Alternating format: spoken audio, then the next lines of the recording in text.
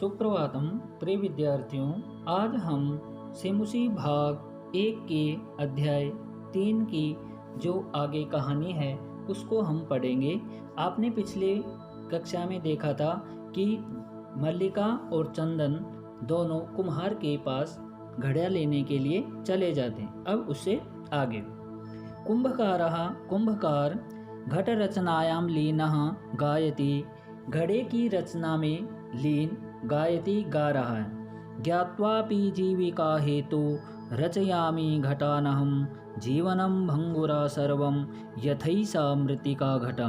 अर्थात ज्ञात्वापि जान करके भी जीविका हेतु, ये जीविका का कारण है। रचयामि रचना करता हूँ, घटान अहम इन घड़ों की मैं। जीवनम भंगुरः इनका क्या है, जीवन क्या है, भंगुर है।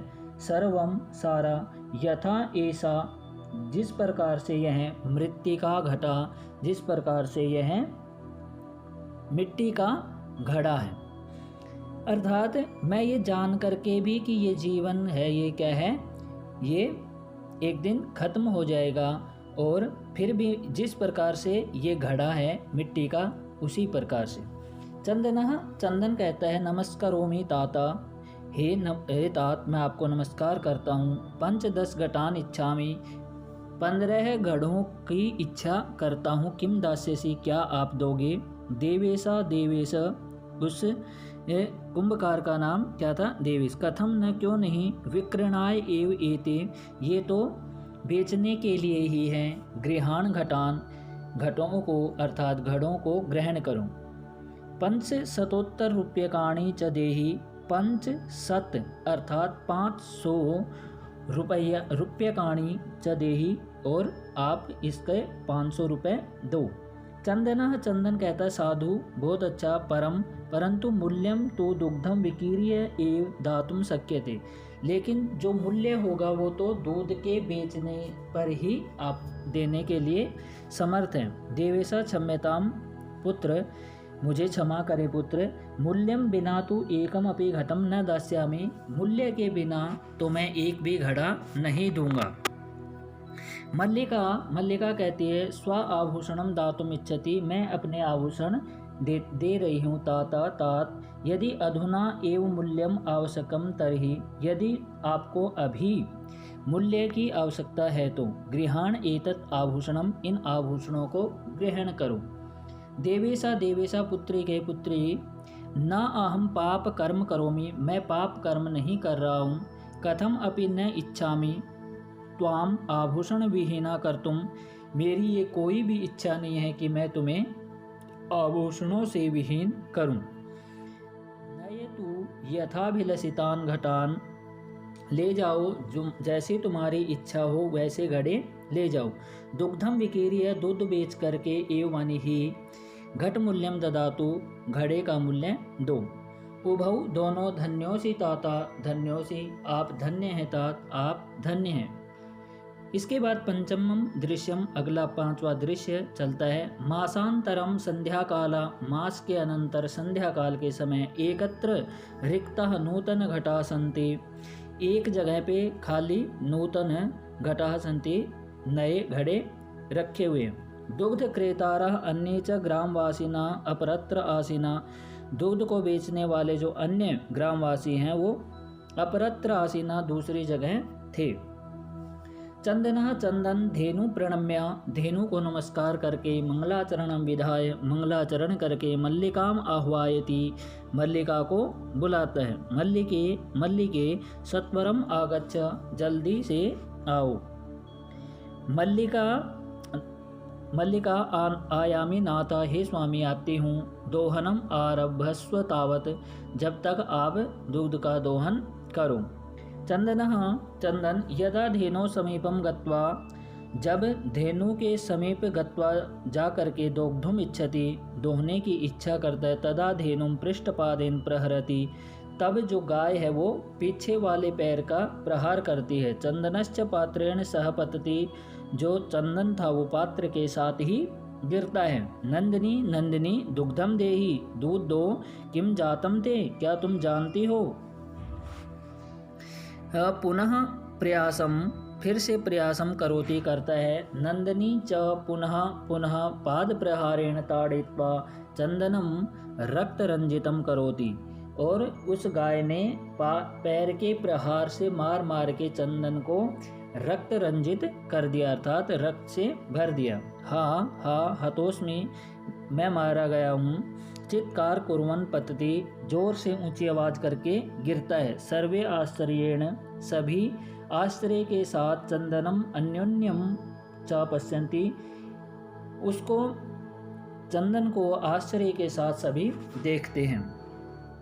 मल्लिका कहती है, चीत्कारम श्रुत्वा झटिति प्रविश्य, चित्कार उसकी आवाज़ को सुन करके एकदम से प्रवेश करती है करके, नाथ स्वामी किम जातम, क्या हुआ, कथम त्वम रक्तरंजिता, तुम रक्तरंजित कैसे हो गए। चंदन धेनु दोग्धुम अनुमतिम एव न ददाति, जो धेनु है, ये जो गाय है, ये दूध देने की अनुमति नहीं दे रही है। दोहन प्रक्रिया आरभमाणा एव ताड़यति माम, अर्थात जब भी मैं दोहन की प्रक्रिया करता हूँ तभी ये मुझे मारना प्रारंभ कर देती है। मल्लिका देहनुम स्नेहिनीन वात्सल्येन च आकार्य दोग्धुम प्रयतते, जो मल्लिका है वो धेनु को स्नेह और वात्सल्य से उसके कार्य दोग्धुम प्रयतते, आकार्य उसके पास आकर के उसको स्नेह करती है। किंतु लेकिन धेनु दुग्धहीना एव, लेकिन जो गाय है वो दुग्ध से हीन ही है, इति अवगच्छति, ऐसा जानती है। मल्लिका चंदनम प्रति, चंदन के प्रति, नाथ अति अनुचितम कृतम, बहुत अनुचित किया, आवाभ्याम यत, हम दोनों के द्वारा, यत की, मासा पर्यंतम धेनो दोहनम कृतम, मास पर्यंत हमने दूध दोहन नहीं किया। सा पीड़म अनुभवती, वह पीड़ा को अनुभव करती है। अतएव ताड़यति, इसलिए ही मार रही है। चंदना देवी मयापि ज्ञातम यत, मेरे द्वारा भी यही ज्ञात है कि अस्माभि सर्वथा अनुचितम एव कृतम, हमारे द्वारा यह अनुचित ही किया गया कि पूर्ण मासा पर्यंतम दोहनम न कृतम, पूरे मास तक दोहन नहीं। अतएव दुग्धम शुष्कम जातम, इसीलिए ही दूध सूख गया है। सत्यमेव उक्तम, इसीलिए कहा भी गया है।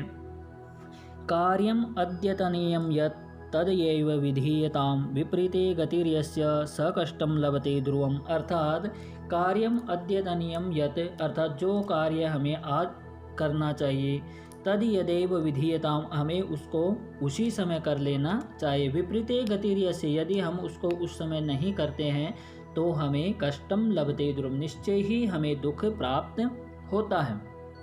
मल्लिका आम भरता, हे स्वामी हाँ, सत्यमेव सत्य ही, मयापि पठितम यत्, मेरे द्वारा भी पढ़ा गया है। सुविचार्य विधातव्यम कार्यम कल्याणकांक्षिणा, यह करोति अविचार्य एतत् स विषयधति मानवा, अर्थात हमें जो भी कार्य करना चाहिए वो विचार करके करना चाहिए, वही कल्याणकारी होता है। यदि कोई भी कार्य विचार पूर्वक नहीं किया जाता है तो वह हमें मानव को दुख ही देता है।